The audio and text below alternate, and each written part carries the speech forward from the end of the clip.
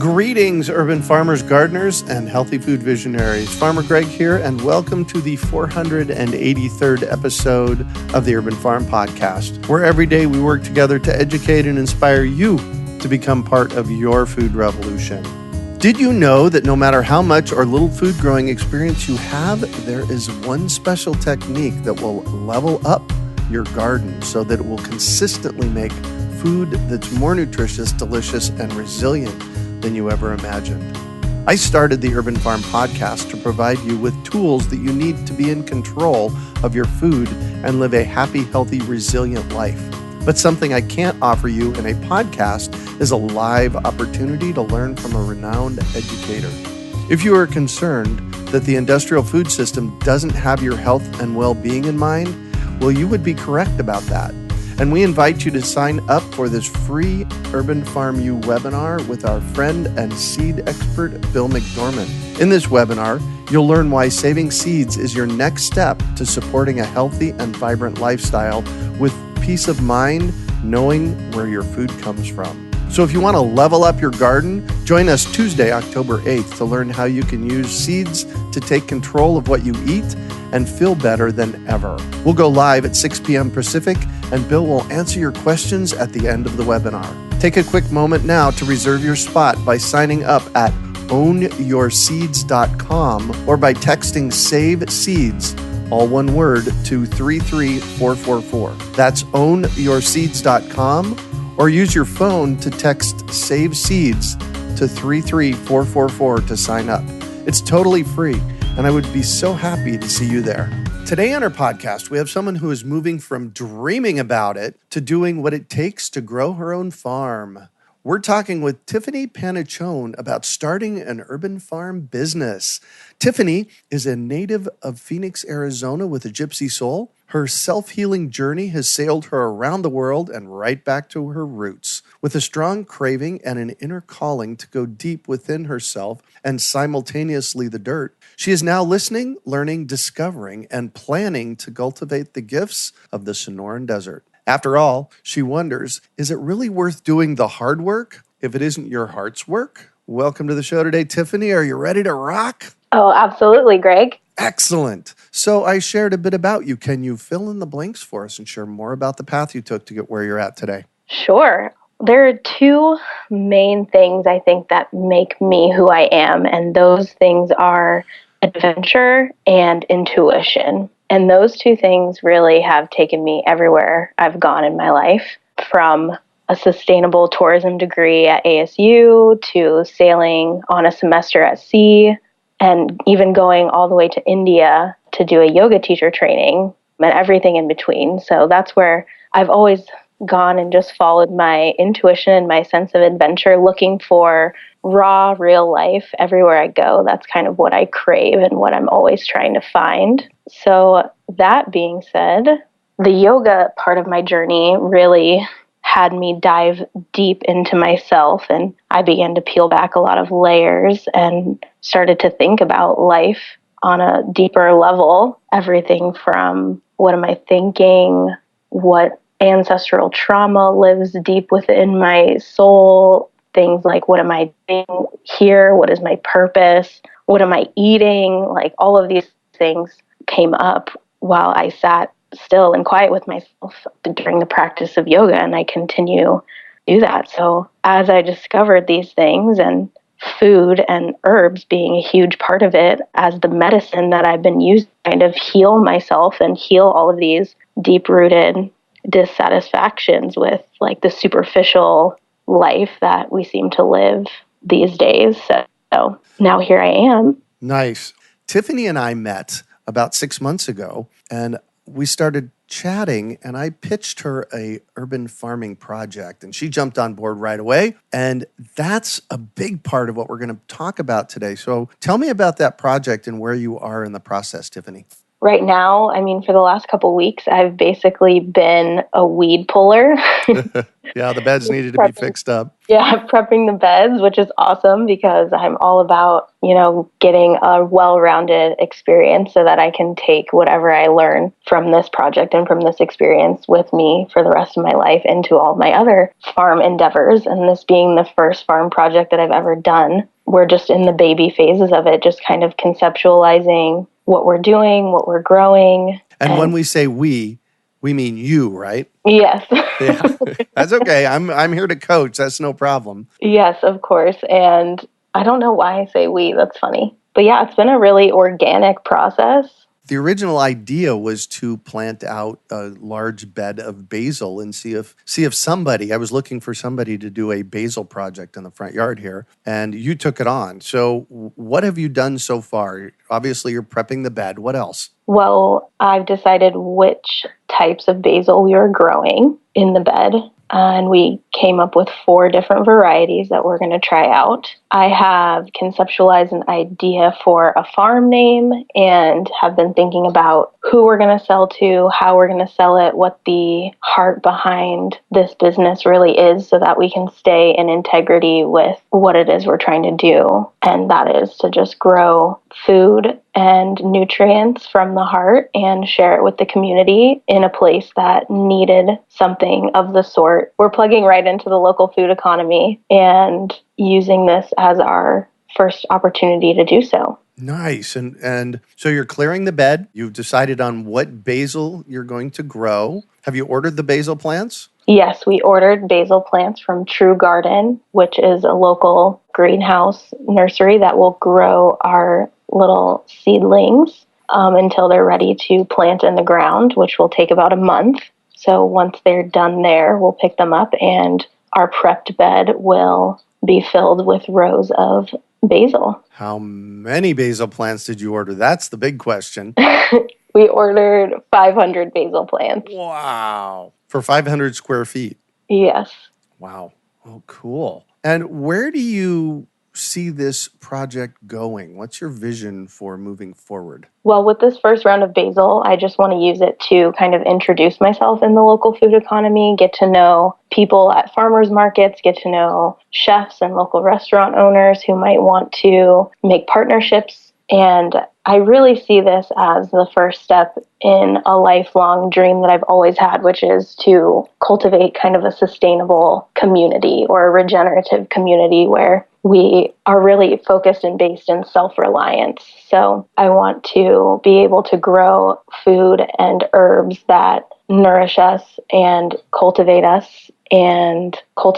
our health here in the valley, because I feel like it's really easy to get lost in the hustle and bustle and forget about where our food comes from? Yes, exactly. And there's a restaurant on every corner, and most of those aren't local, and most of those aren't really doing anything for our health or the health of the planet. So I just want to do my part to make sure that's what I'm doing, because that's what my heart wants me to do. And if I don't live my heart's purpose and I don't live in that integrity, then I feel unfulfilled on a daily basis, and I just can't do that. So I want to kind of build my own little sanctuary for myself and for the community, because I just feel like it's definitely needed. Yeah. And you've come up with a farm name. Yes, it's Heartwork Farms. With a plural S at the end. Tell me about that, because you had a thought process for that, right? Yes, absolutely. So there are 2 different properties that I will be farming. Right now we're using Your Bed as we prep a property in Peoria, which is a family property, Peoria, Arizona, in the West Valley. And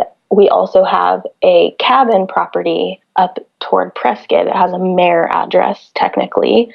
So that is the other location. So we technically will have 2 farms as a family, and we'll be able to grow completely different things on these 2 farms, obviously based on where they're located and at what elevation and in what kind of climate and such. Nice. And you're looking at growing herbs mostly. Yes, so I just got accepted into Joanne Sanchez's herbalism program. Oh, nice. Congratulations. Thank you. So I'm really excited, because with that, I will be studying herbalism, herbs as medicine, food as medicine, and just really starting to understand the botany and all the details behind different plants and the families they come from, and then knowing what to do with the herbs once they are grown and cultivated. Like, do we make a tincture out of this? Do we make a tea? This helps for this ailment. This will, solve these problems. And I envision really big things for this project, and it's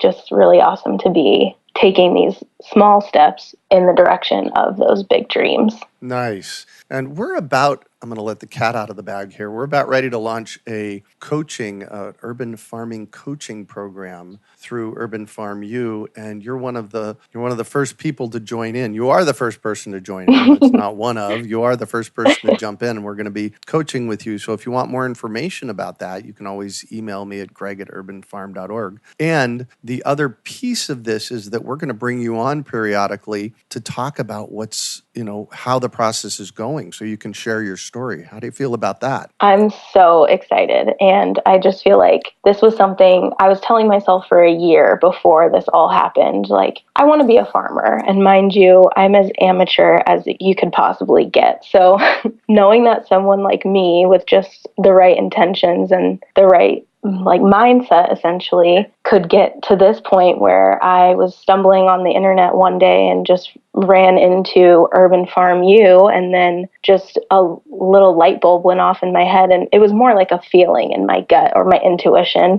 that I knew that this was where I needed to be. And then I ended up in one of your local community classes one night where you were speaking about gardening and farming and fruit trees. And even just from meeting you in that moment, which was about a year ago, I knew without even personally talking to you or meeting you that you were going to be the person or one of the people that would totally help me make these dreams that I have always had a reality. So having you as a mentor and finding these teachers like people like Joanne, and I'm actually going to Earthship Academy next month as well. Wow. To study what Mike Reynolds does with the sustainable building design concept. So just getting all of these really educated, smart, willing people in my corner and just kind of extracting as much knowledge from all of these people and all of these places is like probably what is going to make this what it's going to be. Yeah. One of the things that I have noticed, we've been working together now,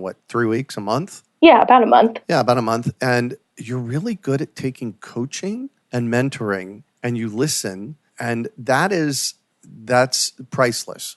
When you're starting a project like this, if you have a mentor and you can, take their advice and head in a direction that works for you and for them and for the planet, you're on the bonus round. And I noticed that you're really good at that. So kudos to you. That's definitely a practice. Yes. Maybe me a few years ago would not have been in this space where I am able to listen, but I know that now with practice, I've realized how important that is, and just how much knowledge there is out there. Because it's like the more you know that you really don't know very much at all. Right. So I got to this point where I'm like, wow, I should probably just listen as much as I can. Yeah. Well, I think they call that a koan, don't they? Koan, a paradoxical antidote or riddle used in Zen Buddhism to demonstrate the inadequacy of logical reasoning and or provoking enlightenment. That's what a koan is. That's Koan. So say that again. So the more you know and the more you learn, the more you realize that you don't really know very much at all. Yeah. This is the reason I am a lifelong learner, that I love to learn. Same. Yes. I cannot stop. Yeah. Well, sometimes I slow down. There are times in my life when I slow down because it's like, okay, I got to take a breather here. I can only drink from the fire hose so much. And you have to integrate the knowledge that you are learning, and the right knowledge comes to you in the right time. And I totally believe in divine timing and just letting things unfold as they want to. And that's part of it, is just letting information kind of settle and then using it and then going from there and seeing what information do I need now. So let's talk about the front bed here at the Urban Farm. It's 500 square feet. Tell us about the garden bed where you're going to be planting. Well, it's 500 square feet. It's an L shape. The soil is so nice. So it had a bunch of nutgrass, Bermuda grass, other various weeds, and even some sweet potato vines growing in it that I've been pulling out so that we can make space for our new basil babies. But the soil is so rich, and you can tell that because every time you stick the fork in it and kind of flip it over, you find tons of critters and bugs of all shapes and sizes, and you find that when you step on it, it's very airy and you kind of sink down so there's space in the soil. Mm-hmm. It's very rich. The weeds don't want to stop growing in it, actually. Every time I pull them, more just come. Yeah. So, Well, weeds are a pioneer species. They show up early, they grow voraciously, and they pull all kinds of nutrients out of the soil. So that's why we're actually saving them and giving them to the chickens for the most part. right. What would you imagine would be your next step? So we get the garden bed prepped. What do we have to do next? So now that we're pulling all the weeds out and we kind of have a fresh layer of soil, we'll add basil likes compost and lots of organic matter. So we're going to add a nice layer of that and plant our little rows of basil, and then we'll probably add some like mulch on top just to kind of keep them at the right temperature in the soil during the next month when it's still kind of hot. But other than that, it's a completely organic process, just soil and compost and sunlight and water. We've also got, the drip system. The drip tape that we're laying is going to be awesome because then we won't really have to hands-on be watering it every day. That'll be set on a timer. So given that you don't know what drip tape is, actually, I should ask you, what do you know about drip tape? And then I'll go and tell the rest of what I know. Well, I know that it's kind of like black tubing and that you hook it up to your water source, and then on the timer it turns on and it pressurizes throughout the whole system and then eventually drips everywhere in your garden evenly, which is kind of different, I think. Yes, it is. That's the big bonus with drip tape. The whole system pressurizes equally and then it starts leaking. So the basil plants at the beginning of the system are going to get the same amount of water as the ones at the end of the system. Right. So the other cool thing about drip tape, besides that it waters everything evenly, is how simple it goes together. And drip tape it's like Tinker Toys, where we run the pipes out and they slip together and there's pressure fittings on them. Honestly, we'll do about 2 hours worth of work to get all of the drip tape in on this front bed. In fact, you know what we should do? We should videotape it and have it available for people to see when we do the installation. You want to do that? Yeah, let's do that. Maybe a little time-lapse action. Yeah, absolutely. We can do that. So drip tape, we'll get the plants planted. We're going to plant the plants somewhere around October 10th-ish, right? Right. Great. Then what happens?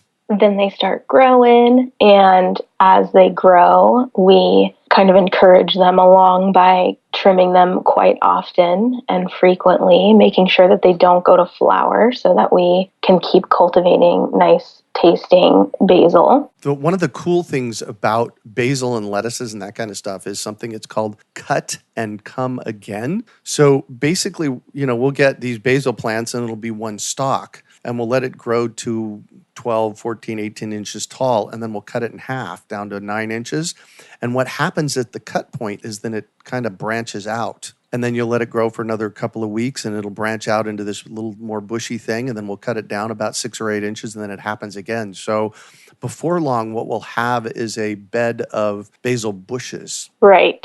And that's what we want. We want them to be as bushy and as wide as possible instead of like skinny, tall, lanky type plants. So by November 15th, you're going to have pounds and pounds of basil to do something with. What are your thoughts about what's next? So what's next is, as they're growing in their baby stages, I'm going to go around to local restaurants and chefs and maybe even some stores or wherever, but we want to sell the basil in as large of quantities as possible so that it's not going to waste. So we want to cultivate some relationships with some chefs or some restaurant owners and get them to buy our basil. We're growing not only regular Genovese basil, but we're growing amethyst basil, which is basically the same as the regular basil, but it's just a deep, pretty purple color. So I think some specialty restaurants would be pretty interested in that. And the other variety we're growing is Thai basil. And that kind of opens us up to a lot of the different Asian restaurants that are around town here in Phoenix. So I know of one right down the street, just a couple blocks from my house that I walk to all the time. So places and people that I already have some sort of relationship with is probably where I'll start, and just get an idea where they're currently buying their herbs or where they're currently buying their basil, and if they would want to create a partnership with me where it's very local and organic and I could be their grower. Yeah. Cool. And one of the things to look out for is consistency. When I was at ASU, Arizona State University, as a student in 1999 to 2004, one of the things that I did was I grew for restaurants and I grew to go to the market. And one of the key things that I learned was that if I was at the farmer's market every week, we did a whole lot better, week over week. If you missed a week, you could be doing 2x if you're going every week in money. And if you miss a week, you'll go down to 1x, and it takes you a couple of weeks back to get back up to 2x. So consistency is going to be a really big issue to address, to make sure that you have a consistent product and you show up consistently, because especially for chefs, and I'm a big fan of selling to chefs, but you have to be able to show up for them. Exactly. So that's why I'm really kind of taking your advice and going in your same direction as you did back in those days when you would sell to chefs, where you would kind of go to them and see what they need, when they need it, how much they need, and then building and growing based on that. Cool. And the other thing to do is actually ask the chefs what they want. Exactly. You might find that Chef X wants this particular kind of basil and Chef Y wants this particular kind of oregano.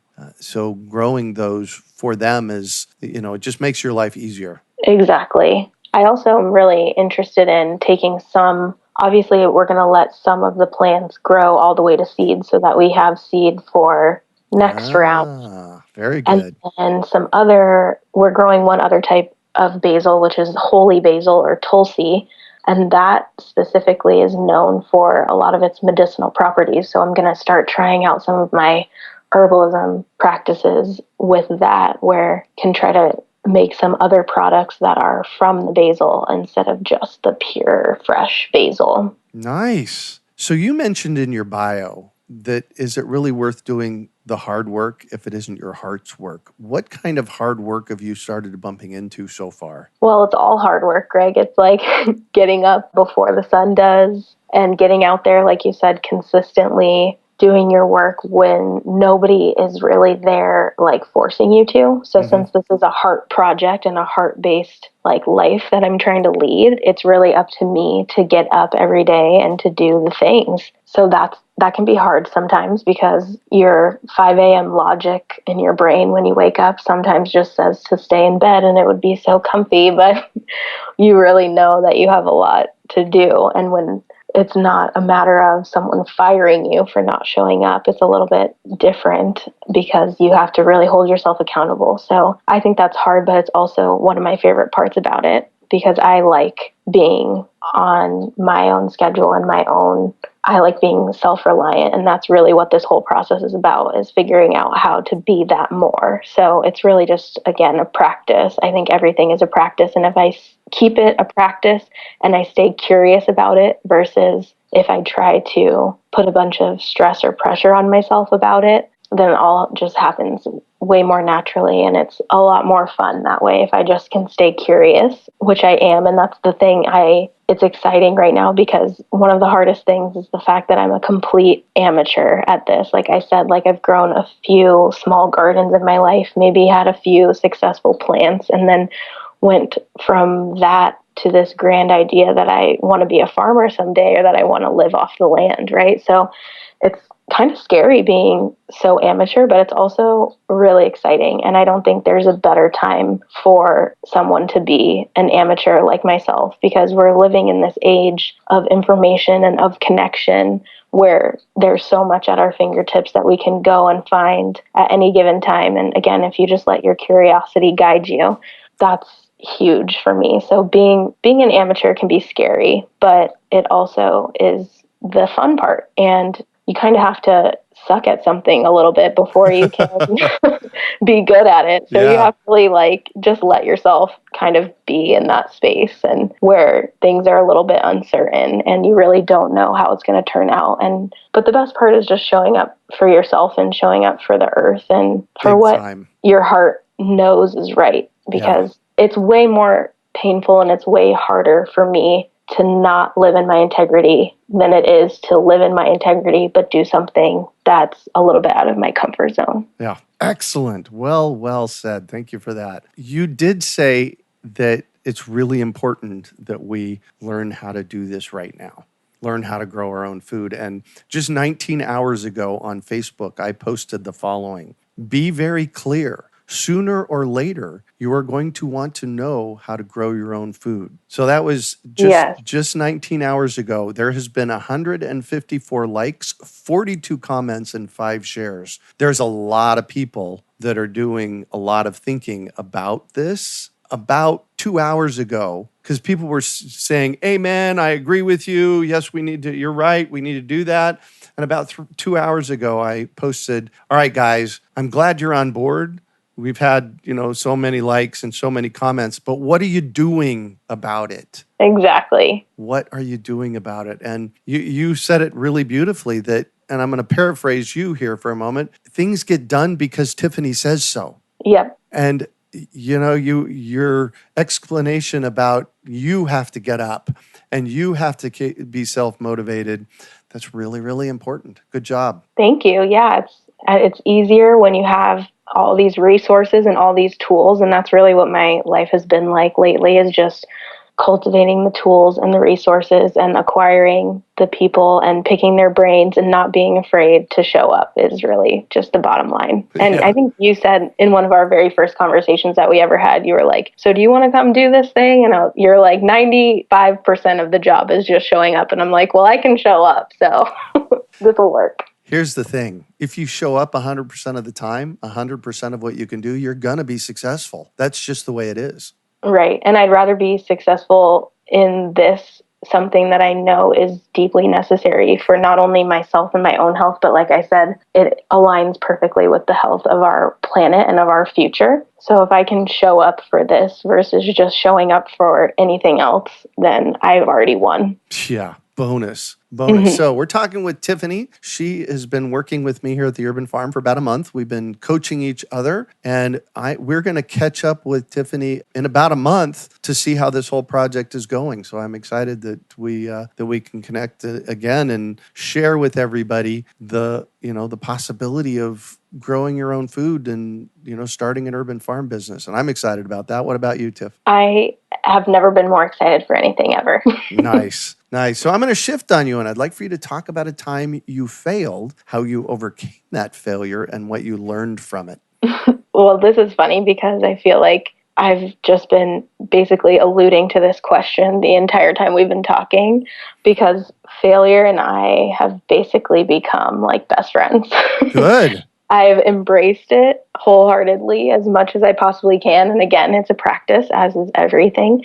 But if I'm not failing, then I'm not growing. And so that's really how I kind of judge my life and where I'm at. So when I fail, for me, it's just a chance to extract another lesson or extract some new information or figure out something in a new way that I hadn't thought about it before. Uh-huh. So failing is something that I do like on a regular basis, and I'm okay with that. And it took some time to get to be to that point of being okay with it, but right. I'm here now, and that's all that matters. So I think I failed.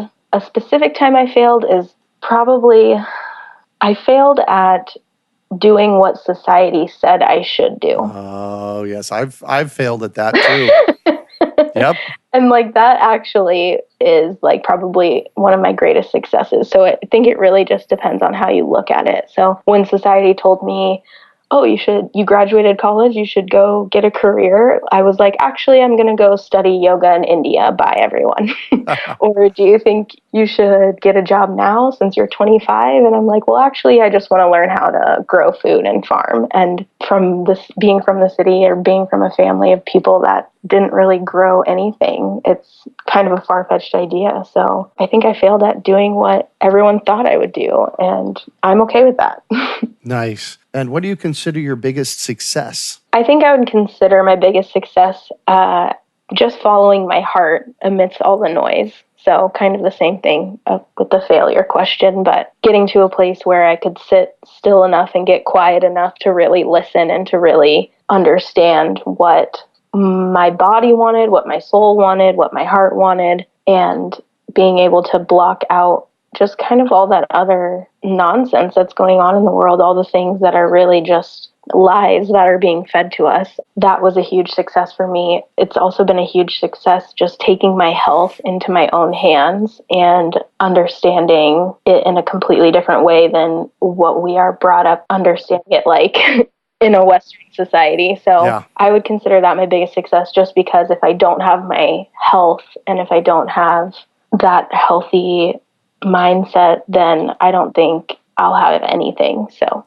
And what drives you? Well, what drives me really is how much there is that needs to be done. Like every day, like I don't understand boredom. I don't get that at all, because right? I like look at my list of things that I want to do, or like even things that I want to learn about or talk about or study or whatever it is. And it's endless. So really what drives me is just that there's an endless amount of things that are to be done in the world. And it's kind of funny because I think that's from the Lion King, from the Circle of Life. It says there's more to see than can ever be seen, or more to do than can ever be done. And that's just how life feels. So that's what drives me, is the circle of life and all the things that need to be done and all the healing that needs to be done and all the work that needs to be done to just align what we do as humans with what our earth needs us to do. I really feel like we are a stewardess species of this planet. Like we're the most evolved, quote unquote, species on this planet. So I really feel a deep responsibility to everything that's living here with us, and coming from so much love and abundance, like in my family and in my life, is what allows me to continue to do what drives me. So nice. You and I are a lot alike. Yeah, I think we are. Yeah. Is it, the what needs to be done in the world with the tasks that I have at hand is what drives me. Mm-hmm. And the whole boredom thing. Yeah. I don't get boredom either, man, because my to-do list is, I'd say this often, my to-do list is longer than than I have in my life. Right, exactly. There's more to see than can ever be seen. Yeah, exactly. If you could recommend one book for our listeners, what would it be and why? Can I recommend 2 books? Because I'm that person. I'm totally that person that's like, every day I'm like, oh, you got to read this book or you got to listen to this podcast. Like, it's never ending for me. But actually, a book that you recommended to me that now I recommend to pretty much everyone is called Voluntary Simplicity. Mm-hmm. It's the 2nd edition by Duane Elgin. And that book just kind of took everything that I was feeling about life and summed it up in a beautiful way, and just made a lot of sense out of a lot of things that I was already feeling. Yeah, that book, actually, I stumbled across that book in a restaurant. The waitress had it turned upside down in her pouch. She had an apron pouch on. Mm-hmm. And I just read the subtitle. I can't even remember what the subtitle was, but I read the subtitle and I stopped her and I said, excuse me, what's that book? And I remember when it happened. It was like 1992 or 93 for me. And yeah, that kind of lit my life on fire right there. Yeah, it's awesome. I read it while I was in Hawaii for my 27th birthday just a couple months ago, and read it cover to cover in just a few days. It was amazing. It kind of reminds me, there's another Disney quote that I'm going to say right now. Good. But there's a Pocahontas quote, and she says, "You can own the earth, and still all you'll own is earth until you can paint with all the colors of the wind." And that just kind of sums up the book a little bit. Wow. In a way, like, because that's what it's about. It's like there's a ceiling on material happiness. And once you reach that ceiling, what are you going to do? And basically all of us living in this Western society have already reached that ceiling. And that's why I think there's so much destruction and despair in the world, is because we don't know what to do after that. And this book will tell you what it thinks you should do. Nice. It's called Voluntary Simplicity. That's book number 1. What's book number 2? Book number 2 is You Can Heal Your Life by Louise L. Hay. Yeah. And that's just more on the spiritual path. But I think everything is connected, obviously, to all parts of our being. And health in itself is really a whole. So health is not just physical. It's not just mental. It's not just spiritual. But it's when all of those things are living in harmony that we feel truly healthy in our beings. And that book really hits the nail on the head with that. So nice. And what one final piece of advice do you have for our listeners? I would say unsubscribe from anything that doesn't align with your heart. So your energy is what gives power to things. Your attention is what feeds things. So start small, like even if it's just not turning on the news to give that negative news story power, and instead reading a book that makes you feel good. Or if it's, disengaging from a conversation on social media or in person or whatever it is, if you can unsubscribe from things and start small, because it's hard, but if you can start to unsubscribe or unplug from anything that doesn't align with your heart, then there's going to be a lot more space in your life for the things that do. So it's kind of one of those things. You can say no to things that you need to say no to so that you can say yes to things that you need to say yes to. Wow, beautifully said. Thank you. You bet. Well, thank you so much for joining on the show today, Tiffany. Thank you for having me. This has been amazing. Just being in this conversation with you tells me that I'm in the right place. So I'm so grateful. And how can our listeners get a hold of you? You can email me, Tiffany at littletiffbigworld.com, or you can find me on social media at littletiffbigworld.com, TIFF, Tiff with 2 Fs, just so everyone knows. Perfect. And you can also find show notes from today's podcast at urbanfarm.org/heartworkfarms. Awesome. I want to share with you a problem I've grappled with for decades. How can we really know if the food that we eat supports a healthy lifestyle? Like you, I am frustrated by the unhealthy practices of the industrial farming system and want to know that I am eating the healthiest food possible. Did you know that scientists at the CDC found that 90% of Americans have pesticides or their byproducts in their bodies? I believe that nobody should have to unknowingly be exposed to pesticides and GMOs. That's why I've teamed up with my friend Bill McDorman to offer a free webinar that will empower you to know where your food comes from. You'll learn why saving seeds is your next step to support a vibrant, healthy, peaceful life. This is a live, one-time only webinar with Bill McDorman. Plus, Bill will take your questions at the end of the webinar. He has helped thousands of people just like you take control of their health and garden through seed saving. I invite you to be next by attending our free webinar on October 8th at 6 p.m. Pacific. Reserve your spot now by signing up at ownyourseeds.com or by texting SAVE SEEDS, all one word, to 33444. That's ownyourseeds.com or text SAVE SEEDS to 33444 to sign up. It's totally free, and you will leave with a newfound sense of confidence and control over your food and health. The Urban Farm Podcast is brought to you by our amazing Urban Farm team. Producer, Janice Norton. Editor, Ken Kingsborough. Associate, Katie Fiore. Social media, Renee Faree, and hosted by me, Farmer Greg. Please subscribe to us on iTunes, Google Play, Stitcher, or wherever you get your podcasts. And while you're at it, please rate, review, and share it with your friends. Also, consider supporting our podcast and earn bonus content and swag. Visit urbanfarmpodcast.org to find out more and see our full list of over 500 shows. Well, that's it for today. Thanks for joining us on the Urban Farm Podcast. We hope you enjoyed today's episode of the Urban Farm Podcast. Remember to listen for tips, advice, and resources to help you on your journey with urban farming. You can find us on the web at urbanfarm.org or send us an email to podcast@urbanfarm.org. In the words of Vincent van Gogh, great things are done by a series of small things brought together.